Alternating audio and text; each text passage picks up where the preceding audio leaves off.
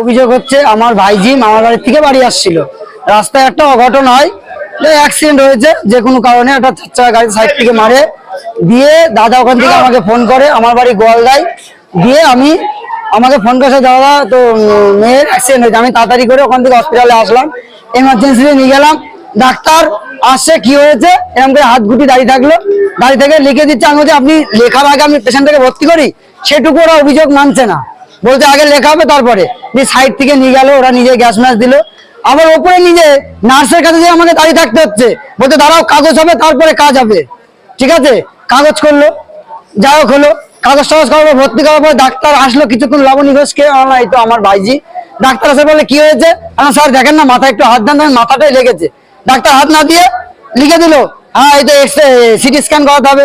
আমি CT scan করে নিয়ে গেলাম, ডাক্তারকে উপরে যাচ্ছি, ডাক্তার নেই, বলছে ওটিতে বসে আছে। ডাক্তারে কি এখন ওটি আছে? ডাক্তার যে ওটিতে বসে থাকবে।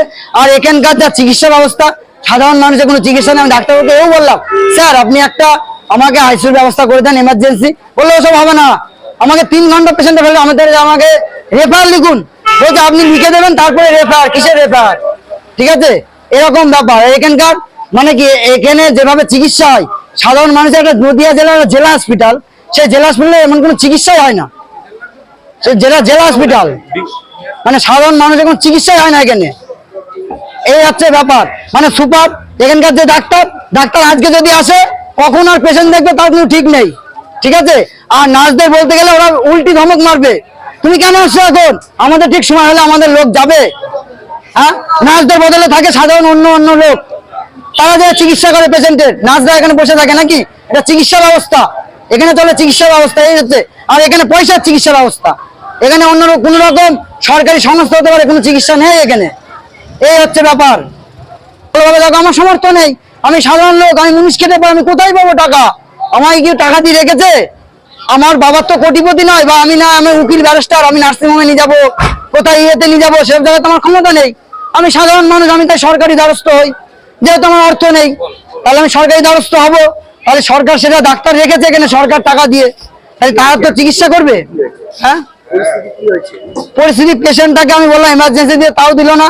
মোটামুটি ঘন্টা 3 পরে আমার যখন অনেক ছেলেপিলে আসলো, তখন ডাক্তার রেফার লিখছে ঠেলায় পড়ে। তার আগে রেফারে কোনো প্রশ্নই যাচ্ছে না, তুমি লিখিত দিয়ে নিয়ে চলে যাও। আমি লিখিত নিয়ে কোন সরকারি জায়গায় ভর্তি করবো? কলকাতায় আমাকে ভর্তি নেবে?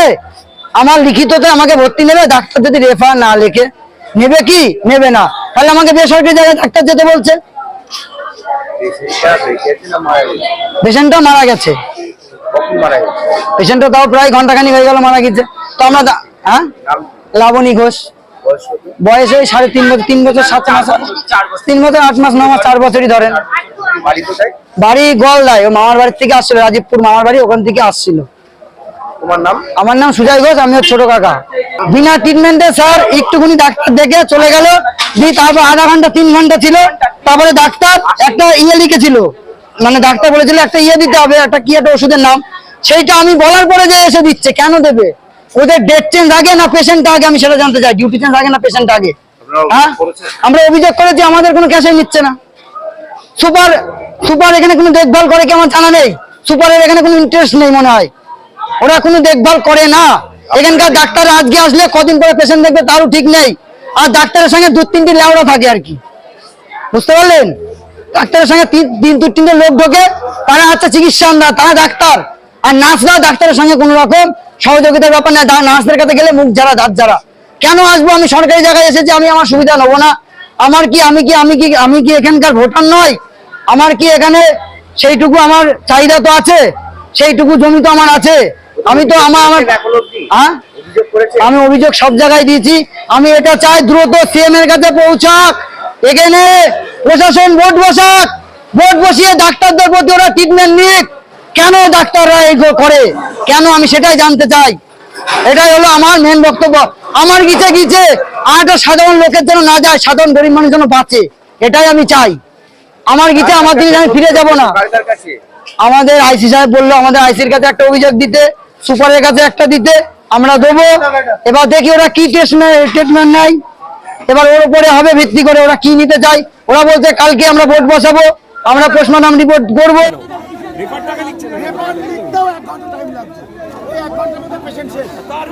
এখানে সবই চলছে রেফার, এখানে যেতে হলে ওখানে যেতে হবে, ডাক্তার পর্যন্ত আসেনি 2 ঘন্টার ভিতরে, ডাক্তার আসেনি বসে আছে 2 ঘন্টার ভিতরে, ডাক্তার তো আসবে এসে ফেলে। আবার মা মেয়েকে দুজনকে পাশাপাশি বেডে রেখেছে, মায়েরও শরীর খারাপ, মেয়েরও শরীর খারাপ, মা মেয়ের মৃত্যু পর্যন্ত দেখলো, মা মেয়ের মৃত্যু পর্যন্ত দেখলো সামনে। ওটা ট্রিটমেন্ট নেই। বিগত 1 মাস আগে আমি হাসপাতালে ভর্তি হয়েছি, সারা রাত আমাকে বিনা ট্রিটমেন্টে ফেলে রেখেছে। ছিল আমি ছিলাম সারা রাত সাথে, আমাকে বিনা ট্রিটমেন্টে ফেলে রেখেছে। ডাক্তারই দেখলাম ছুটির সময় 5 মিনিট ডাক্তার এসে লেগে ছুটি দিয়ে দিল। ধিক্কার জানাই পশ্চিমবঙ্গের স্বাস্থ্য ব্যবস্থাকে, ধিক্কার জানাই, ধিক্কার জানাই পশ্চিমবঙ্গের স্বাস্থ্য ব্যবস্থাকে ধিক্কার জানাই। বিনা চিকিৎসা একটা ক্রিটিক্যাল পেশেন্টকে কি করে 3 ঘন্টা একদম জেনারেল বেডে ফেলে রাখলো, কি করে? আমার বিনীত অনুরোধ আপনাদের কাছে, এই প্রশ্নটা হসপিটাল কর্তৃপক্ষ, সুপারকে এবং ডাক্তারকে এই প্রশ্নটা আপনারা করুন। কেন ডাক্তার দিল না আজকে? একটা 4 বছরের শিশু মায়ের কোল হারালো, কি করলো এটা? ওনার মেয়ে হতো কি করতে পারতো? বলুন, ওনার যদি সন্তান হতো, মেরে ফেললো, হাতে করে মেরে ফেললো, হাতে করে মেরে ফেললো। ধিক্কার জানাই পশ্চিমবঙ্গের চিকিৎসা ব্যবস্থাকে, ধিক্কার জানাই। হসপিটাল নার্সে চালাচ্ছে, ডাক্তার ফোনে কথা বলছে, ফোনে কথা বলছে, এফআর করব। ডাক্তার বাড়ি থেকে বলছে এবার করব, ডাক্তার বাড়িতে বলছে এফআর করবে, ডাক্তার এখানে তো আসবে। না ডাক্তারের আন্ডারে ছিল, ওই নার্সকে ডাকেন, এখনই আমরা সাক্ষী নিয়ে আসছি। বাড়ি থেকে ফোন করে বলছে এফআর অবলাল পাল। পেশেন্ট যদি ক্রিটিক্যাল কন্ডিশনে থাকে, সেই পেশেন্টটাকে হয় ট্রিটমেন্ট দিন, নয়তো বা উচ্চতর পর্যায়ে ট্রিটমেন্টের জন্য সুযোগ করে দিন। একটা পেশেন্ট 7টার সময় ভর্তি হলো, 9:30 পর্যন্ত জেনারেল বেডে আছে, কোনো রকম আইসিইউতে শিফট করার কোনো প্রশ্নই নেই। যখন মারা যাচ্ছে তখন তারা রেফারেলের জন্য কাগজপত্র রেডি করছে। সেই পরিস্থিতিটাতে আমরা রেফারেল নিয়ে কি করতে পারি? একটা বেটার কন্ডিশনে যদি একটা ভালো জায়গায় একটা ট্রিটমেন্ট করা যায়, এটা যদি হসপিটাল কর্তৃপক্ষ বা ডাক্তারের বাড়ির লোক হতো, তাহলেও কি এই ফর্মালিটিস গুলো পালন করা হতো? এটাই আমাদের একমাত্র প্রশ্ন। সাধারণ মানুষের জন্য কি নিয়ম আলাদা? তার আগে ট্রিটমেন্টটা কেন বলতো না? কথা বলি, তারা বলেন যে আমাদের এখানে ইনফ্রাস্ট্রাকচারই নেই। আমি বললাম এই পেশেন্ট আইসিইউতে নেই কেন? বলছে আমাদের এখানে ইনফ্রাস্ট্রাকচারই নেই, আমরা কিছু করতে পারবো না এর বাইরে। আপনারা পেশেন্ট নিয়ে গেলে নিয়ে চলে যান ডাক্তারের কাছে। এটা কি ধরনের ব্যাপার? এটা এবং ডাক্তারকে আমরা 15 মিনিট ওটির বাইরে দাঁড়িয়ে পাইনি এটা কি একটা ধরনের সিগনেচারের ব্যাপার? জন্য। আপনারা কি ওই বাচ্চা পাড়ারই লোক? একদমই প্রতিবেশী, প্রত্যেকে আমরা প্রতিবেশী বাচ্চা। আজ সন্ধ্যাবেলা, আজকে সন্ধ্যেবেলা 6:30 নাগাদ অ্যাক্সিডেন্টটা হয়েছে। হ্যাঁ, এখানে আনতে 7:15-20 মানে প্রায় 1 ঘন্টা লেগেছে ধরুন। তারপরে অ্যাডমিট ছিল, এই তো অবস্থা। জেনারেল বেডে পড়েছিল যে বাচ্চা, এখানে আসার সময় সেন্স নেই, সে জেনারেল বেডে পড়ে আছে, শুধু মুখে একটা অক্সিজেন মাস্ক লাগিয়ে ফেলে রেখেছে। বাচ্চাটার নামটা লাবণী ঘোষ। বাড়ি গোয়ালদা, 3.5 থেকে 4 বছর ধরে এখন পড়াবি নি রে।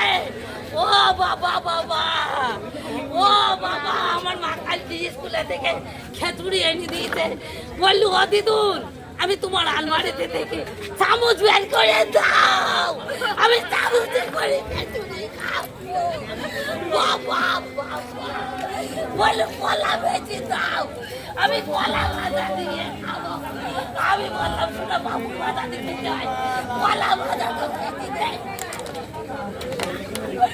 ও বাবা, কলা ভাজা দিয়ে আমরা খেচুড়ি খাইনি। দিদুন রে, বাবা বাবা বাবা। এখন ওনাকে শোনাতে হবে, প্রত্যেক টাইম ওনাকে শোনাতে হবে আমাকে। আমার সঙ্গে লিখে দিত, আমরা নিয়ে যেতাম স্যার। ওনাকে আইনগুলো উনি যখন চাকরি করলেন